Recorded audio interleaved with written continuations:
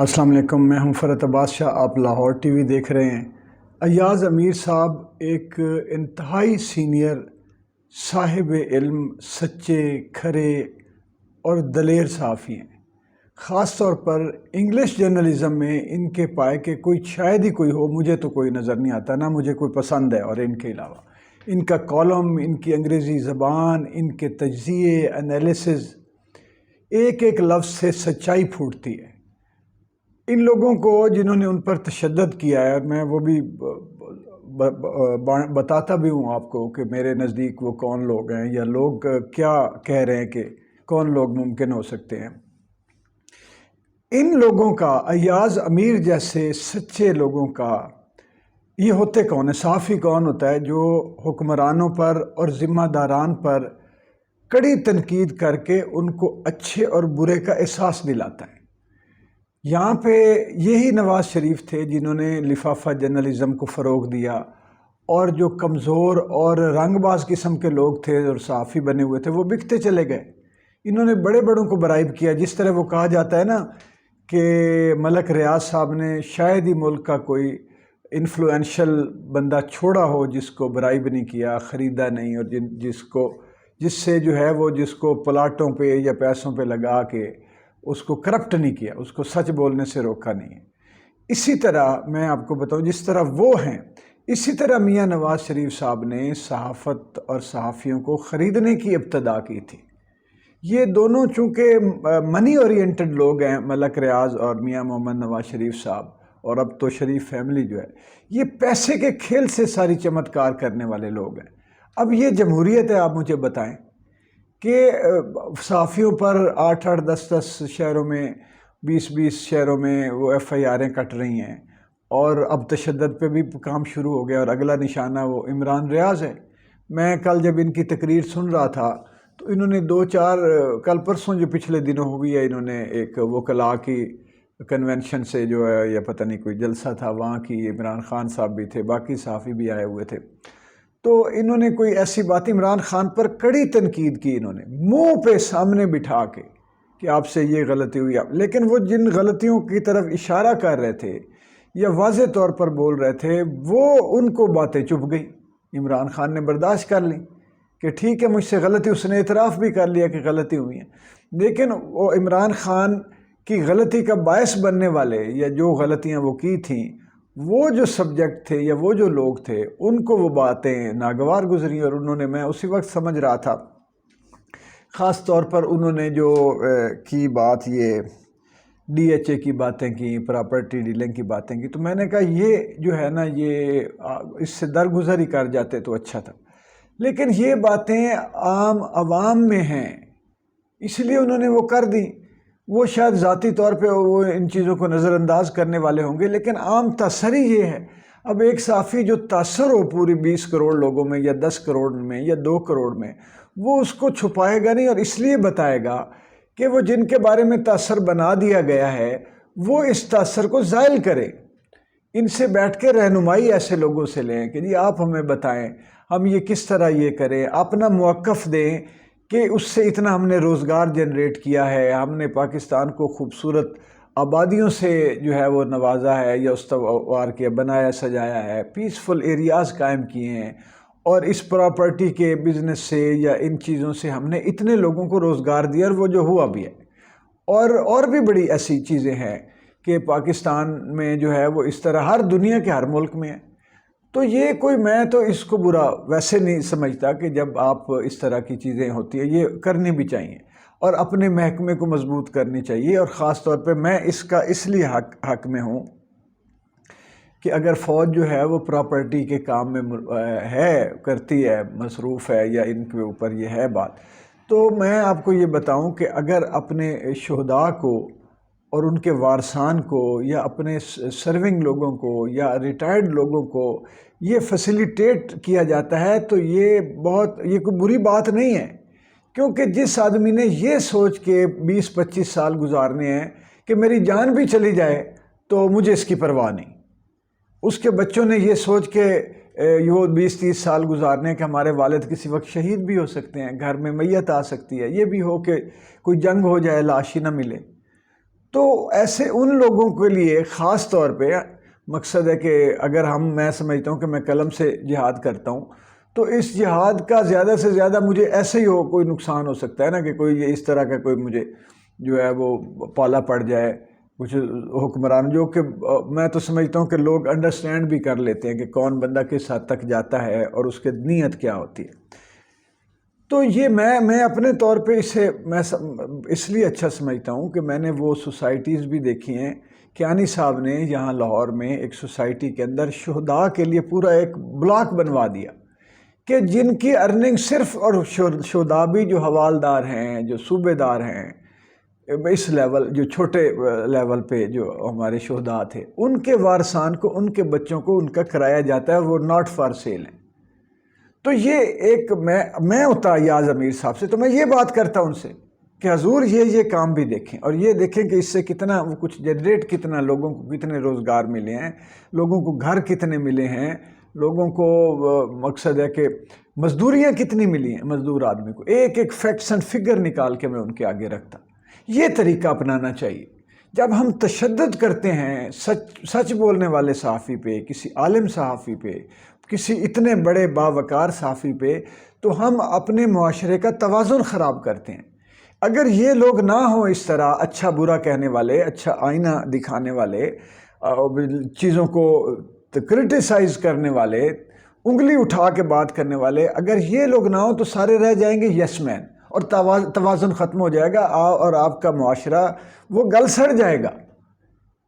وہ اگر اس کو اب دیکھیں نا، دھوپ کتنی ضروری ہے، اگر چھاؤں ضروری ہے انسان کے لیے کہ ہم اندر بیٹھ جاتے ہیں اے سی میں بھی، تو دھوپ اتنی ضروری ہے کہ دھوپ ہمیں چبھتی ہے لیکن وہ وٹامن ڈی دیتی ہے گرمیوں میں۔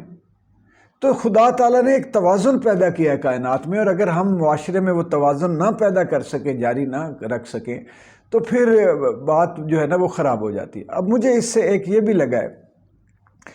کہ یعنی یہ جو ایاز امیر صاحب جیسے لوگ ہوتے ہیں، ان کا یہ قوموں کو چاہیے کہ وہ ان کا احترام کریں، اداروں کو چاہیے ان کو تمغوں سے نوازیں۔ اور یہ جتنے، اگر مثال کے طور پہ آپ تنقید سننے والے ہیں نا، اور آپ تنقید سن کے تنقید کرنے والے کا شکریہ ادا کرتے ہیں، اس کے ساتھ چائے کا کپ پیتے ہیں، اس کے ساتھ ڈسکس کرتے ہیں، اپنا موقف اسے بتاتے ہیں، تو لوگوں میں آپ کی عزت بڑھ جاتی ہے، سننے اور دیکھنے والوں کی عزت، اور وہ بندہ آپ کے لیے وہ آدمی، اس کے دل میں مزید نرمی آتی ہے، اور وہ آپ کو اور بھی بتاتا ہے چیزیں جن کی اصلاح اگر ہو جائے تو آپ کے وقار میں اضافہ ہوتا ہے۔ اب بین الاقوامی سطح پہ ایک وقت تھا کہ ان باتوں کی وجہ سے پاکستان کو پوری دنیا میں بہت نقصان پہنچا، اور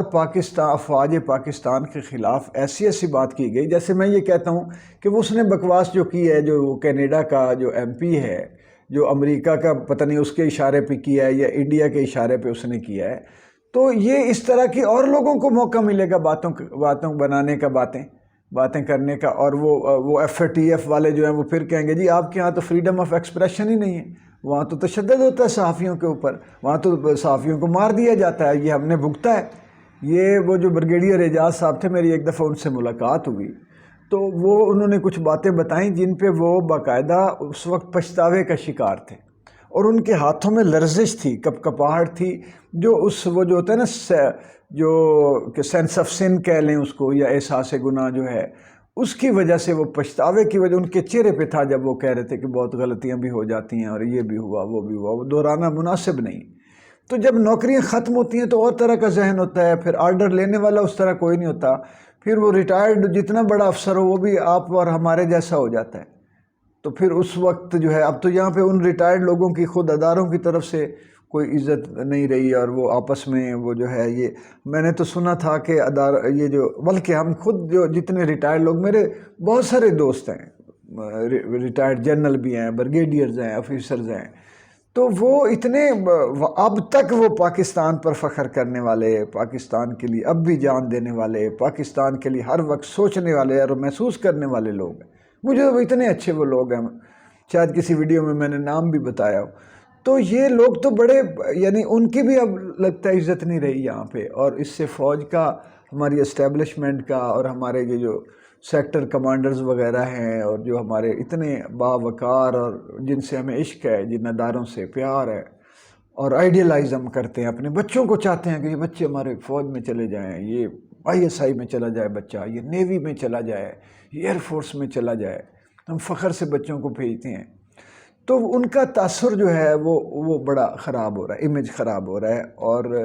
اور نفرت میں اضافہ ہو رہا ہے۔ ان واقعات سے کبھی بھی مثبت نتائج نہیں نکلتے۔ شاید ذہن میں ہو کہ جی 1-2 کو سبق بنا دو، 4-5 کو ذرا ڈنڈا پھیر دو، یہ بھی ہوتا ہے کچھ مشورے دینے والے، ان کو ذرا سیدھا کر دو، باقی خود ہی سیدھے ہو جائیں گے۔ اس سے چیزیں بڑھتی ہیں، اس سے چیزیں اور زیادہ پھیلتی ہیں۔ میں بطور ایک شاعر کے، ایک صحافی کے، ایک مقصد بوڑھا آدمی ہوں، میں ایک سینئر پاکستانی جو ہوتے ہیں، سینئر سٹیزن کے طور پہ یہ میں کہتا ہوں کہ یہ چیزیں تو الٹا اداروں کے لیے زہر قاتل ہیں۔ ادارے جتنے فراخ دل ہوں گے ان کا وقار اتنا بلند ہوگا،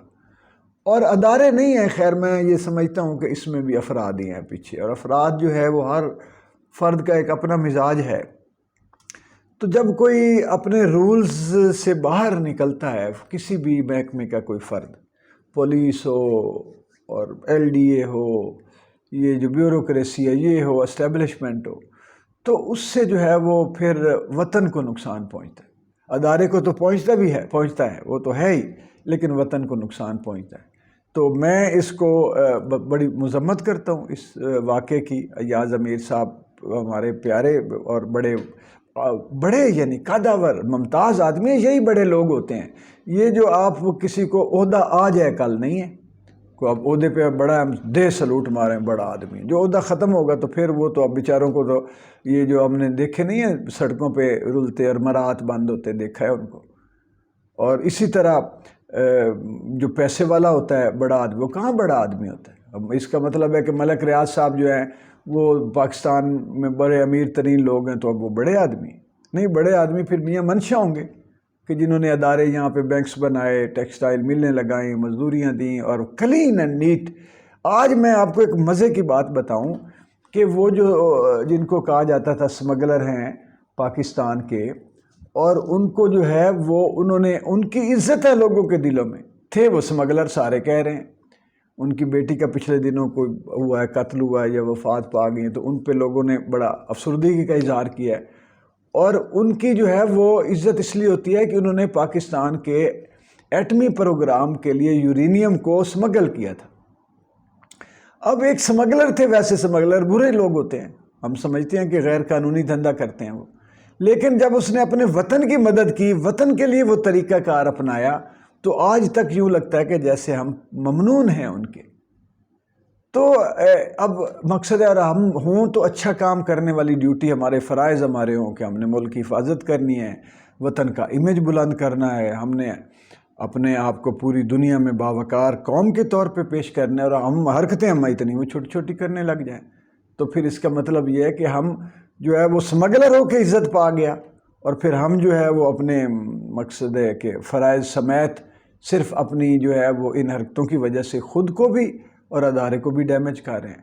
تو میں جو ہے یہ کہوں گا کہ دانائی جو ہے نا وہ، اور دانائی آتی اس کب آتی ہے؟ دانائی آتی ہے جب دل میں خیر ہو، اور خیر بھی ہو عزم مصمم والی، کہ ہم نے خیر سے نہیں ہٹنا، خیر کا دامن نہیں چھوڑنا، پھر آدمی دانا بھی ہوتا ہے، اور دانائی سے کیے گئے کام ہی ان کا نتیجہ فروٹفل ہوتے ہیں، ان کا نتیجہ نکلتا ہے۔ چالاکی، عیاری، مکاری، دھونس، دھینگا مشتی، یہ چیزیں تو جانوروں میں بھی ہیں۔ لومڑی کتنی چالاک ہے، یہ ریچھ شیش، یہ جتنے درندے ہوتے ہیں کتنے وہ خوفناک طاقتور ہوتے ہیں، لیکن ان کی عزت تھوڑی ہو جاتی ہے۔ عزت پھر بھی پرندوں سے لوگ پیار کرتے ہیں، معصوم لوگوں سے، اپنے اور فائدہ دینے والے جو چرند پرند ہیں ان سے لوگ ان کو اپنے گھروں میں رکھ لیتے ہیں، پیٹس جو ہیں لوگ پالتے ہیں، تو اسی لیے وہ محبت گھر کے افراد ہو جاتے ہیں پیٹس ہو کے بھی۔ تو خیر بانٹنی چاہیے، خیر کا اب بھی سوچ لیں۔ وطن اس وقت کوئی اچھے حالات نہیں ہے وطن کے، اور اس وقت زیادہ پھونک پھونک پر قدم جو ہے نا وہ رکھنے کی ضرورت ہے۔ بہت شکریہ، چینل کو سبسکرائب کر لیجئے، ویڈیو کو لائک اور شیئر ضرور کیا کریں۔ بہت شکریہ۔